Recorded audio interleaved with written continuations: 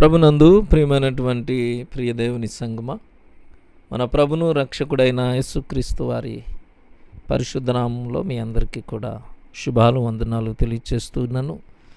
దేవుడు మిమ్మును మీ కుటుంబాలను దీవించునుగాక. దేవుని సేవకునిగా ఆయన మాటలు మరొక పర్యాయం మీకు వినిపించటానికి, మన ఆత్మీయతలో విశ్వాసంలో బలపరచబడటానికి దేవుడు అనుగ్రహించిన ఈ ధన్యకరమైన సమయాన్ని బట్టి దేవతి దేవునికి స్తుతులు చెల్లిస్తూ ఉన్నాను. మరొకసారి మీ అందరికీ కూడా నా హృదయపూర్వకమైన వందనాలు. ప్రభునందు ప్రియులరా, మీతో ఈ మాటలు చెప్పటానికి దేవుడు నాకు ఇచ్చిన ఈ గొప్ప ధన్యతను బట్టి దేవతి దేవునికి స్తుతులు చెల్లిస్తూ ఉన్నాను. దేవుడు మనల్ని విడిచిపెట్టే దేవుడు కాదు. మన జీవితంలో ఏది జరిగినా దేవుడు దాన్ని మేలుకరంగా చేస్తాడని మనము విశ్వసించవలసిన వారమై ఉన్నాం. ప్రభువుడు అలా నిరీక్షణ కలిగి ఉండవలసిన వారమై ఉన్నాం.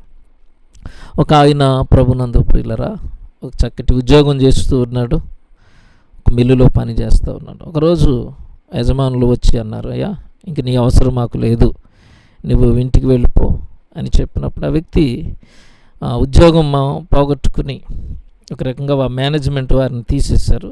ఆ మేనేజర్ పిలిచి చేతిలో జీతం పెట్టి ఇంక రేపు నుంచి నీవు రావాల్సిన అవసరం లేదని చెప్పి పంపించేస్తారు. సడన్గా చెప్పే సమయానికి ఆ పరిస్థితి అర్థం కాలేదు ఆయనకి. చాలా బాధపడిపోయి యజమానులతో అంటాడు, అదేంటయ్యా కనీసం కొన్ని రోజులు ముందుగానే చెప్పకుండా అకస్మాత్తుగా ఉద్యోగులను తీసివేస్తే ఎలా, నేను నా కుటుంబం రోడ్డును పడిపోతాము, ఏంటి ఈ పరిస్థితి అని అడిగితే యజమానులు అంటారు, ఇప్పుడు నీ అవసరం మాకు లేదు, ఇక నుంచి రేపటి నుంచి నువ్వు రావద్దు అని పంపించేశారు. చాలా దిగులుతో ఇంటికి వస్తూ ఉన్నాడు. ఆ భర్తను చూసి భార్య అంటుంది, ఏమైందండి అంత దిగులుగా ఉన్నారు అని భార్య అడిగితే, నన్ను ఉద్యోగంలోంచి తీసేశారు, ఇక నుంచి రేపటి నుంచి నువ్వు రావద్దు అని ఎంతో బాధపడుతూ చెప్పాడట భర్త. అప్పుడు భార్య అంటుంది, ఏమీ బాధపడకండి, ఉద్యోగం పోయినా మనకు దేవుడు ఉన్నాడు కదా, ఆయన నమ్మదగిన దేవుడు, ఆయన అన్యాయం చేసే దేవుడు కాదు, ఖచ్చితంగా మనకు వేరే మార్గం దేవుడు తెరుస్తారండి, రండి కలిసి ప్రార్థన చేద్దామని చెప్పగా వాళ్ళిద్దరూ మోకరించి కలిసి ప్రార్థన చేశారు. ప్రార్థన చేసిన తర్వాత దేవుడు ఆ వ్యక్తికి తలంపించిన తలంపు, నీ ఉద్యోగం పోతే ఏంటి, నీకు ఖాళీగా స్థలం ఉంది కదా, అందులో ఒక చిన్న హోటల్ పెట్టు అని ఆలోచన దేవుడు అనుగ్రహించాడు. ఆ వ్యక్తి వెంటనే దేవుని మాటకు లోబడి విల్సన్ అనే పేరుతో ఒక చిన్న హోటల్ కట్టాడు. ఆ హోటల్లో చక్కని లాభాలు తీసుకురావడం మొదలుపెట్టింది. వచ్చిన లాభాలతో ఒక పెద్ద హోటల్గా కడితే అది కూడా చాలా సక్సెస్ఫుల్గా పెద్ద హోటల్ అయ్యింది. అతని వ్యాపారాన్ని దేవుడు దీవించాడు, విస్తరింపచేశాడు. అతని వ్యాపారాన్ని దేవుడు దీవించడం మొదలుపెట్టిన తర్వాత ఆ హోటల్ పట్టణాలు, రాష్ట్రాలు దాటి దేశాలకు విస్తరించింది. ఎంతగా విస్తరించిందంటే ఈరోజు ప్రపంచంలో ఉన్న అన్ని దేశాల్లో ఈ హోటల్ స్థాపించబడింది. ద బెస్ట్ హోటల్ ఏదైనా ఉంది అంటే ప్రపంచంలో విల్సన్ అనే పేరుతో కట్టబడిన హోటల్. ఆ వ్యక్తి పేరు కూడా విల్సన్.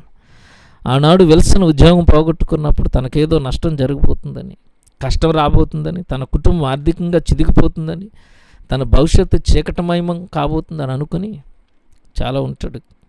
కానీ ఎప్పుడైతే తన దీన స్థితిని తీసుకుని వచ్చి దేవుని చేతికి అప్పగించాడో అప్పుడు దేవుడు అద్భుతంగా అతన్ని దీవించాడు. ఇప్పుడు ఆ వ్యక్తి ప్రపంచంలోనే అత్యధికంగా 3400 హోటల్స్ కలిగి ఉన్నత స్థితికి చేరుకున్నాడు. ప్రియులారా, మన జీవితంలో మనం పొందుకున్న అపజయాన్ని బట్టి, కోల్పోయిన ఉద్యోగాన్ని బట్టి, వచ్చిన వ్యాపారంలో నష్టాన్ని బట్టి కృంగిపోవద్దు. భవిష్యత్తు అగోచరం అయిపోతుంది అనిపిస్తుందా? ఆ రోజు విల్సన్ అదే స్థితి గుండా వెళ్ళాడు, కానీ అట్టి స్థితిలో తన జీవితాన్ని, భవిష్యత్తును దేవునికి అప్పగించాడు. ఈరోజు మనకు కలిగి ఉన్న మన స్థితిని, మన పరిస్థితిని తీసుకువచ్చి దేవుడు నిన్ను ఆశీర్వాదకరంగా మార్చగలని యేసయ్య చేతికి అప్పగించినట్లయితే నీ జీవితం అద్భుతమైన ప్రతిఫలాన్ని, నీ జీవితాన్ని ఆశీర్వాదకరంగా మార్చడానికి యేసయ్య సిద్ధంగా ఉన్నాడు. మన చేతిని, మన జీవితాన్ని, మన భవిష్యత్తును ప్రభువారి చేతిలో పెట్టడానికి మనం సిద్ధపడి ఉండాలి. ప్రభునందు ప్రియులారా, మత్తయి సువార్త 2వ అధ్యాయం 1 నుంచి 5 వచనాల్లో యేసేపు మరియమ్మ గారు నజరేతులో ఉన్నప్పుడు అకస్మాత్తుగా కష్టం వచ్చింది. రాజు శాసనాన్ని బట్టి యేసేపు తన భార్య నిండు గర్భిణీగా ఉన్న మరియను తీసుకుని నజరేతును విడిచి బెత్లెహేము వెళ్ళవలసి వచ్చింది. ఇది ఎంతో ప్రయాసతో కూడినది. వారు నజరేతు విడిచి బెత్లెహేము వెళ్ళడం దేవుని చిత్తం. ఎందుకంటే దేవుని వాక్యము ప్రకారం లోకరక్షకుడైన యేసుక్రీస్తు బెత్లెహేములో పుట్టవలసి ఉంది. మీకా గ్రంథం 5వ అధ్యాయం 2వ ప్రవచనం అది. అనగా దేవుని చిత్తము యేసేపు మరియ జీవితాల్లో జరగాలంటే వారు ఆ కష్టము గుండా వెళ్ళక తప్పదు. ఆనాడు వారు ఆ కష్టాన్ని భరించారు కాబట్టి దేవుని వాక్యము నెరవేరింది. లోకరక్షకుడు బెత్లెహేములో జన్మించాడు. ప్రియులారా, గమనించవలసిన విషయం, దేవుడు నీ జీవితంలో ఉద్దేశించిన తన ప్రణాళికను, తన చిత్తాన్ని నెరవేరాలంటే మనము కొన్ని శ్రమల గుండా, కష్టాల గుండా వెళ్ళవలసి ఉంటుంది.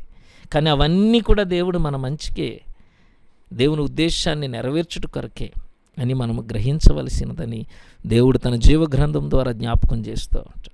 దేవుని ప్రేమించు వారికి, అనగా ఆయన సంకల్పం చొప్పున పిలువబడిన వారికి మేలు కలుగుటకై సమస్తమును సమకూడి జరుగుతున్నవని ఎరుగుదము అంటాడు పౌలు రోమపత్రిక 8వ అధ్యాయం 28వ వచనం. కొన్ని శ్రమలు దైవ చిత్తములో ఎంత బలమైన శ్రమ అనుభవిస్తావో అంత ఉన్నతమైన విజయాన్ని పొందుకుంటావు. విజయము, ఘనత మనము పొందే పోరాటము, శ్రమ, యుద్ధాన్ని బట్టి ఆధారపడి ఉంటుంది. శ్రమలు వచ్చినప్పుడు కృంగిపోయి, విజయాన్ని ఇచ్చినప్పుడు సంతోషపడే జీవితాలు కాదు. దేవుని కొరకు ఎంత శ్రమనైనా ఓర్చుకుంటావో, దేవుని కొరకు ఎంత శ్రమపడైనా కార్యాన్ని నెరవేరుస్తావో అంత ఉన్నతమైన స్థితిలోనికి దేవుడు నిన్ను తీసుకుని వెళ్తాడు. యుద్ధము లేనిదే, శ్రమ లేనిదే విజయాన్ని పొందుకోకు. అది జీవితానికి తృప్తినివ్వదు. ప్రభునందు ప్రియులారా, ఆ చిన్న విషయంలో విల్సన్ అనే ఒక వ్యక్తి కష్టపడి ప్రభు వాక్యానికి లోబడి జీవించాడు. మరియా, యోసేపులు తమ కష్టాన్ని ప్రభువుకి ఇష్టపడి చేశారు. ఘనతను ఆపాదించడానికి వారు అనుభవించిన ప్రతి శ్రమను బట్టి దేవుడు ఉన్నతమైన స్థితిలోనికి వారిని నడిపించాడు. బైబిల్ గ్రంథంలో మాటలు చదువుకుంటూ ఉంటాం. ఆ మాటలన్నీ మన జీవితంలో నెరవేర్చడానికే, చదువుకుని ఊరుకోవటానికి కాదు.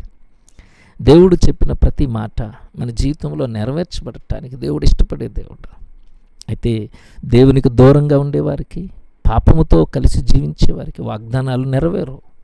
దేవునికి సమర్పించుకున్న వారికి మాత్రమే దైవలేఖనాల యొక్క శక్తి అనుభవించే కృప దేవుడు అనుగ్రహిస్తూ ఉన్నాడు. అటు ధన్యత, సమాధానము, దీవెన దేవుడు మనకు, మన కుటుంబాలకు మెండుగా అనుగ్రహించును గాక. ఆమేన్. ప్రార్థన చేసుకుందాం. సర్వశక్తి కలిగిన మా తండ్రి, పరిశుద్ధుడైన మా దేవ, నీ ఘనమైన పరిశుద్ధమైన నామానికి స్తుతులు, స్తోత్రాలు. ఈ రాత్రి ఈ రీతిగా నీ పాద సన్నిధిని చేరి మాటలు వినటానికి ప్రభా మీరు ఇచ్చిన కృపకే వందనాలు. ప్రతి విషయంలో మీరు తోడుగా ఉండి బలపరిచి సమస్త మహిమాగంతులు మీరు పొందుకొని సంఘ పరిచరులను, సంఘ కుటుంబాలను ఆశీర్వదించమని యేసు నామాన్ని ప్రార్థించి వేడుకుంటున్నాం తండ్రి. ఆమేన్. మన పరమ తండ్రి అయిన దేవుని ప్రేమ, ఆయన కుమారుడైన యేసుక్రీస్తు కృప, పరిశుద్ధాత్మక అన్యోన్య సహవాసం మనకు, సంఘ పరిచరులకు, కుటుంబాలకు తోడైండును గాక. ఆమేన్, ఆమేన్, ఆమేన్.